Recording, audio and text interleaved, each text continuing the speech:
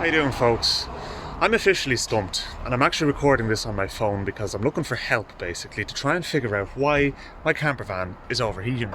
Now, I'll show you what I've found so far.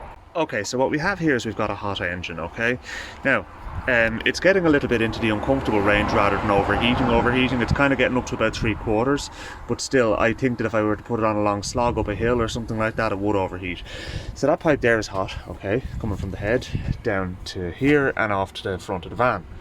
And it's the same as the one that goes over to the header tank, okay, to the top of the header tank, the return.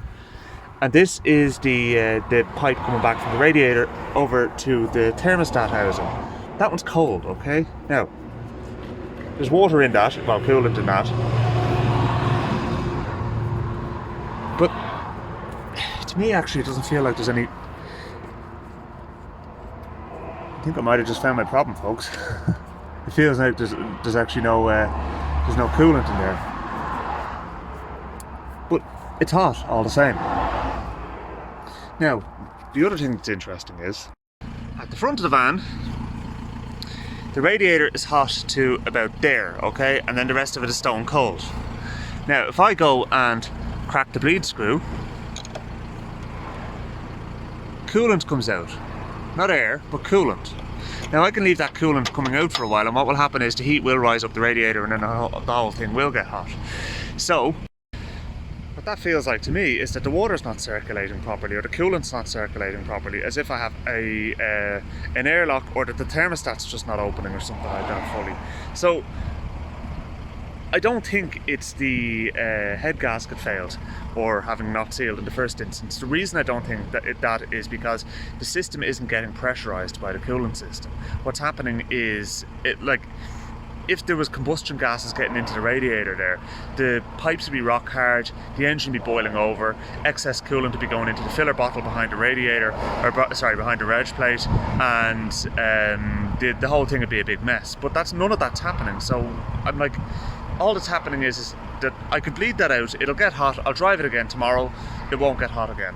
And I honestly don't know what's going on, and I could really use your help. So anybody who has any suggestions or any ideas or anything at all, please stick it in the comments below. Let me know what you think, because I do not know, and I don't want to go down the route of having to, pull loads of things apart, and I don't want to go and put anything like K-seal or steel seal into the engine if it's not the head gasket. If it was the head gasket, I probably would do that, to be honest with you. I'm not taking the head off again.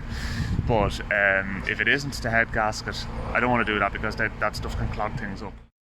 Just by way of illustration, with the engine running, that's what we're seeing. We're not seeing any bubbles or any gack or anything like that coming out of there. I'm going to take the oil filler cap off. There's no mayonnaise or anything like that on there. Now, I've done about 100 miles in this so far,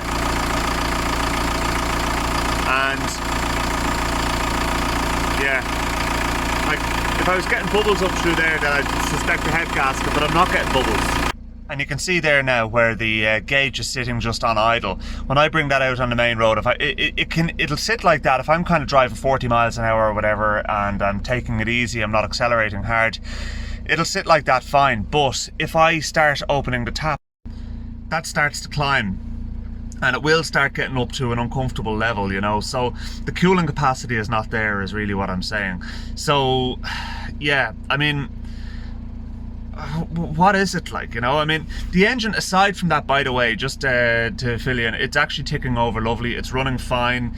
The issues I had with it not accelerating or that they seem to be gone. The idle seems an awful lot smoother than it was before. The only thing I am having an issue with is it's difficult to start in the morning.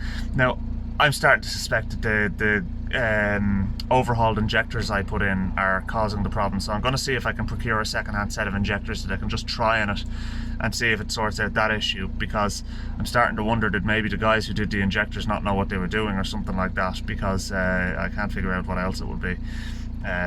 This engine's turning into Trigger's brush. Anyway, look, folks, please do comment below if you think you know what's causing the problem. Please comment. I'll try what you're suggesting. and I'll follow up with a future video and show what works and what doesn't work, and we'll go from there, because I really do want to try and get away in this on a trip soon, and you guys on YouTube have been incredibly helpful, and I am always very grateful to everybody on YouTube who gives their 2 cents or their expertise or whatever. You know, it really does mean an awful lot to me, so thank you. And this is basically a request for help. So I'll chat to you soon, and thanks for watching.